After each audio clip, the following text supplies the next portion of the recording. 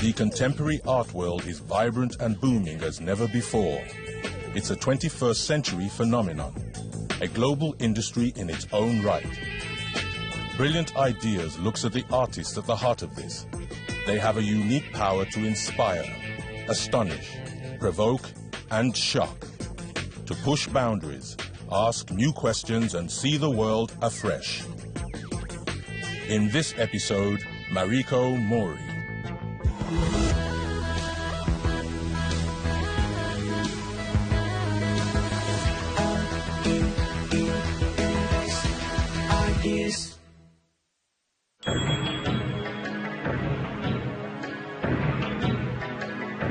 With a career spanning nearly 3 decades, Mariko Mori is now one of the world's best-loved artists. The great thing about artwork is that it's no linguistics. It's international visual language. Her work is appealing to many people. She created her own language and she became definitely a unique artist on her own. Specializing in large-scale sculptures and installations, she is an expert in fusing tech and space-age imagery with spirituality and nature, and taking us on a mystical journey into the future, the past, and our inner selves. Her work brings people into a deep meditation often, and led to thinking oneself. What is us? What is humans? What is life? What is universe? What is our society? The fantastic imagery, this sort of otherworldly experience, plus the harnessing of technology, which have proved to be, very fascinating for people. Hi, I'm Mariko Mori. I'm an artist based in London and New York.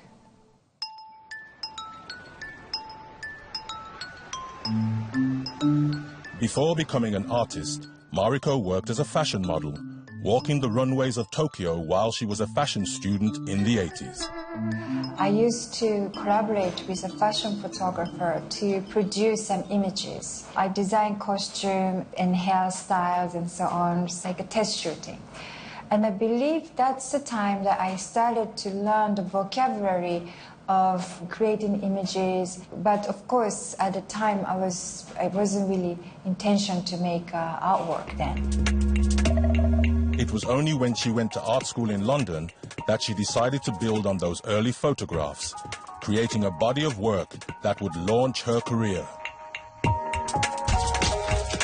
I was really thinking about the Japanese society. I saw quite a difference, especially women's role in Japan at the time in society. I wanted to make some kind of a social comment on those issues. It's futuristic. It was one of the first times that you saw a different type of contemporary art coming out of Japan. He was able to sort of pick on that exoticism that was extremely fascinating to foreign audiences. Although I'm making a social comment, while I was producing these photographs, people did kind of react to the situation, so I photographed that too. For example, one, it's subway. I'm in a subway, and people close to me were completely ignoring me. The people in the back was really staring at me. So you can really see the emotional reaction that in a Japanese society, they're kind of closed when it's like closer and kind of you notice, but you're ignoring. The other people in the back, they're really paying attention. So this kind of a quite strange atmosphere that I wanted to really depict. I thought she was touching a very interesting part of urban life or contemporary life, not only just in Tokyo, but it's happening everywhere. The kind of unwillingness of the people to recognize her presence. And that was quite striking, and that's the kind of indifference that all the big city is experiencing. That was one of my pleasant surprise that, wow, Japan is producing such a new artist with a universal artistic vocabulary.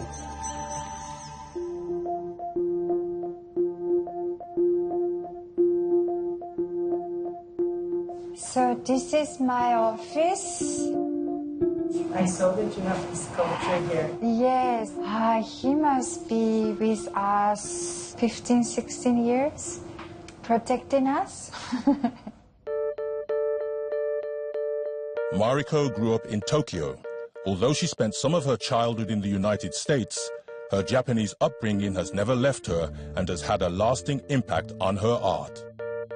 I started to do a tea ceremony practice at 3, but really taught me that using all the 6 senses that you can express ideas and sharing ideas through the tea ceremony. That was very powerful and really gave me a good think about how I can utilize all the media to produce artwork. In the late 90s, Mariko shifted her attention to designing experiences and began investigating ways of creating art that can engage all the senses. From 1998, her work took a new direction. One of her key pieces is Wave UFO, in which she realized a new visual language that would become her signature style.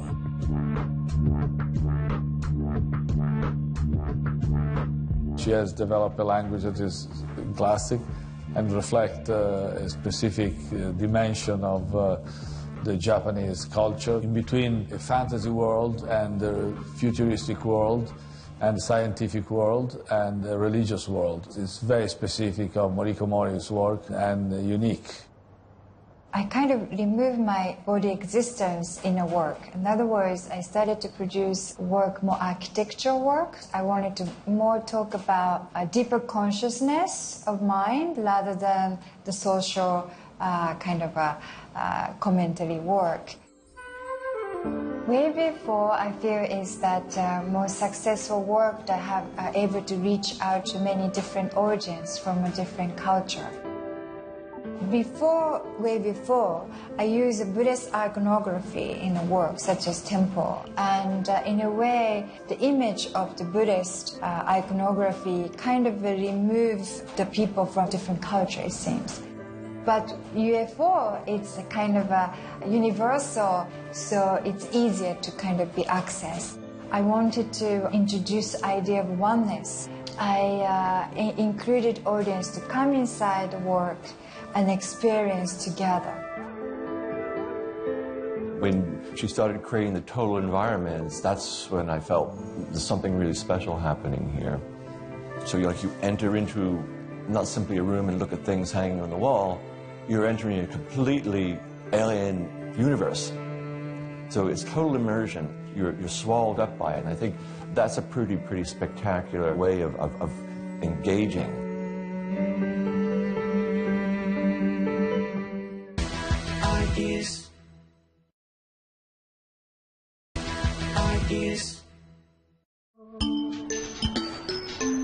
Mariko Mori is just one of a handful of female Japanese artists making it big in the international art world.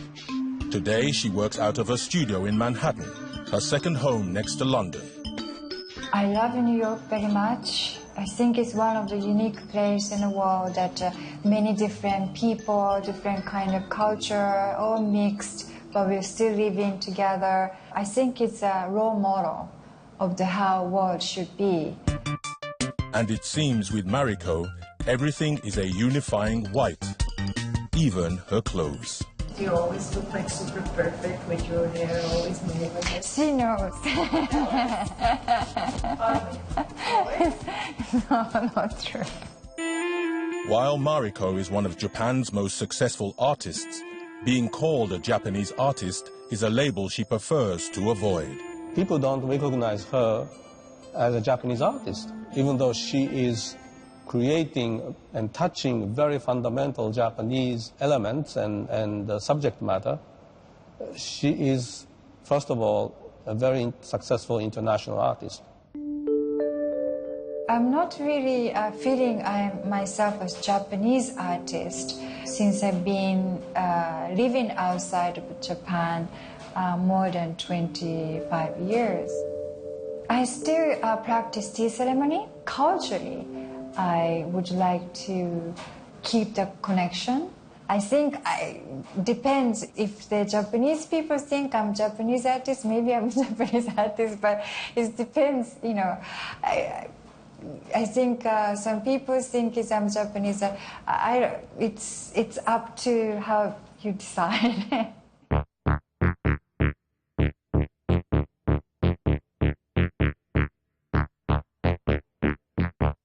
I guess I used to like very much Astro Boy.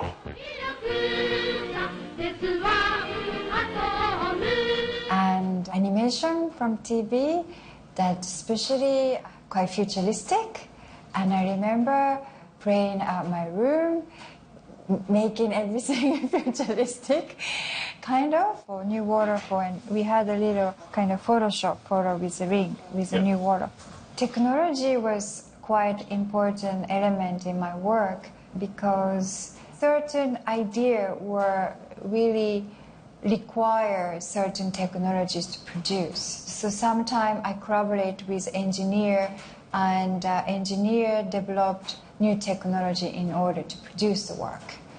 But I believe this is like human history. We've been using technology to extend our vocabulary and also extend our mind of the possibility.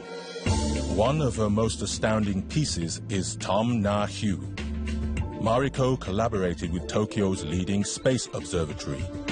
Based on the type of particle the observatory detects in space, the sculpture changes color in real time. I saw it for the first time in London, and probably I stayed there almost an hour. It's a single piece, but it just continued to emit different light out from within, and it is to me almost like birth of a human being. At the same time, it is the birth of the universe. I don't know what it is, but it's totally new experience. I think her importance really revolves around her ability to create a total environment. Well, I know that some people have felt that the technology overrides anything else that she might be trying to achieve, and I would say that there's probably a fair degree of truth to that. On the other hand, I think her use of technology just is, again, it's another tool that an artist would use. We live in the modern world. We use the things, the resources around us. So I don't see that as a negative aspect. In March this year, Mariko continued her interest in space and the universe with a new series of sculptures called Cyclicscape. The exhibition Cyclicscape were based on the idea of cyclic model of universe by Professor Paul Steinhardt from Princeton University. I was very inspired by the idea that this theory of the physics showing that even universe has kind of followed the cyclic model of life cycle, which is very interesting.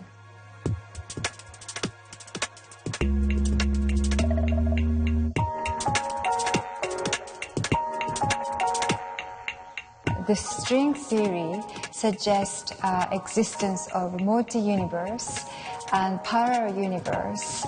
In a way, is that each sculpture are representing universe. So we have 5 sculptures here, so it's kind of 5 universe.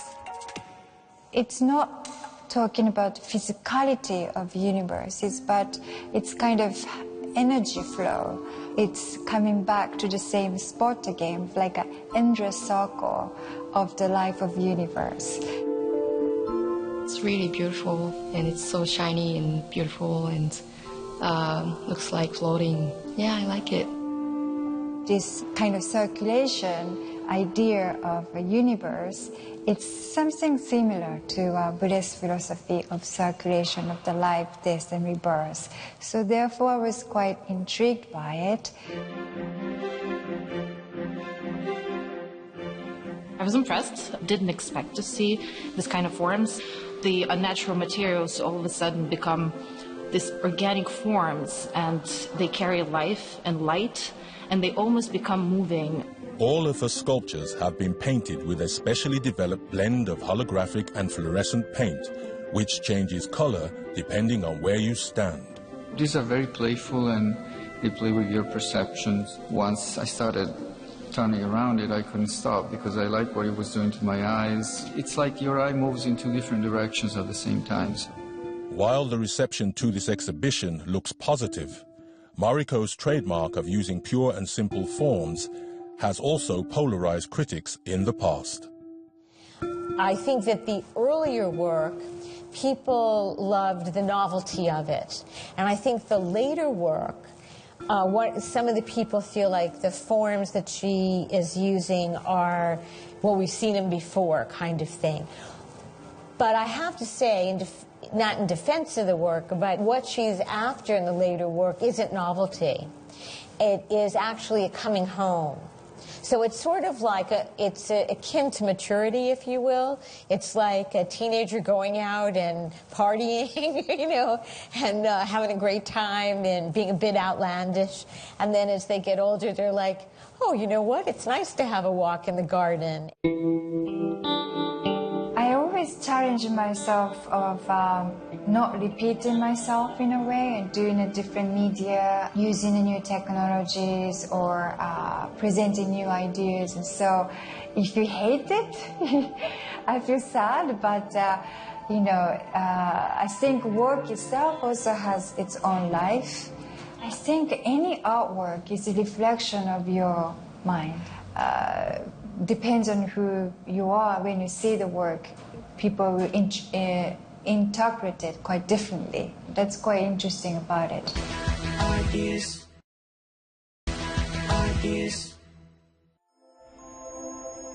In 2010, Mariko kick-started an ambitious plan to take her art out of museums and into nature. Under her own non-profit organization, Mariko is planning to build a series of permanent monuments around the world, one per continent. The idea is to honor nature. The tradition from our remote ancestors, we are always honoring nature and producing some monuments. So I thought that was importance for contemporary society to kind of acknowledge the importance of nature and once again to be connected with nature. The first of her series is Primal Rhythm on Japan's Miyako Island, a two-piece installation consisting of the sun pillar and the moonstone. So I kind of visited Miyako Island, and then I discovered such a beauty, the landscape, but it's also under the sea, all the beautiful corals, healthy and pristine. I was just so shocked, and I never seen anything like it, and really feel it's a really treasure on the earth that many people don't know how beautiful it is. And when I look at it, you know, we also part of that, so we must be beautiful too in a way. The sun pillar was installed in 2011. The moonstone will join it in 2020.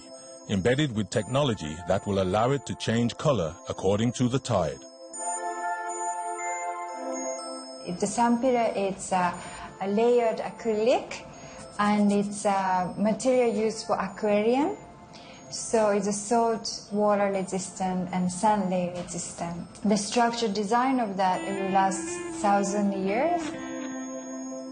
When the winter solstice sun goes down, the sun pillar casts shadow onto the little bay where the moonstone will be floating. It's kind of like a marriage between sun and moon, and it's kind of like a symbolic of the rebirth. In Japanese art in particular, there's a very strong tie to nature. And the challenge, I think, for an artist like Mori is to bring this nature together with modern technology. She's been able to bring those two important yet almost seemingly diametrically opposed points of view. I think that is really where importance lies. Currently, Mariko is working on a second installation, Ring. to be installed next year on a waterfall in Rio, Brazil. Like most of her works, Ring is a team effort. The ring will be honoring a waterfall. And it will be kind of a unification of the 5 rings of Olympic. As you know, that it will be an Olympic game in 2016 in Rio. I really like to kind of bring attention to the oneness consciousness, that we are all one and sharing the one planet. So this ring is oneness ring, uniting humanity of the world. So this is a Moro. So when the light is hitting, it's kind of this color. When it will change, you see the difference, like kind of more gold.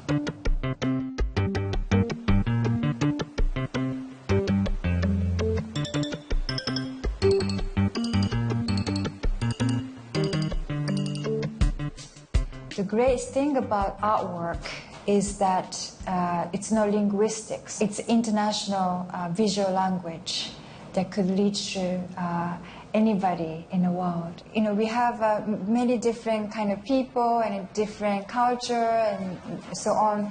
But we all came from Africa originally, and 90% of DNA that we are sharing with everybody, that we all came from the same origin. So in a way, we are all the same, and we are all the kind of connected. Art is something that challenges people, encourages, and sometimes even make people cry or angry. Rarely Mariko's work make people angry. Her work brings people into a deep meditation often and led to thinking oneself. What is us? What is humans? What is life? What is universe? What is our society? And that is the fundamental key elements constituting a great art. My wish is that the power of art is really expanding. And I see it quite well when I deliver in artwork in remote places, reaching out to the local people. Like, for example, one story is that one fisherman I met at the site of Sampira, I was taking picture, and then he said, I can take you over there. And then I went onto his boat. And he was showing me the Sampira, and he was very proud to show me and how great it is. And, you know, he said, you have to see when the sun comes down, like, you know, really explain it. So I realized, okay, it's, you know, the power of art is really reaching out to many people. And so it's pity to just close it inside a museum. So I feel in the future is that art can make a connection to many different, you know, people in the world, and it become maybe full of art, and you know, that's I hope.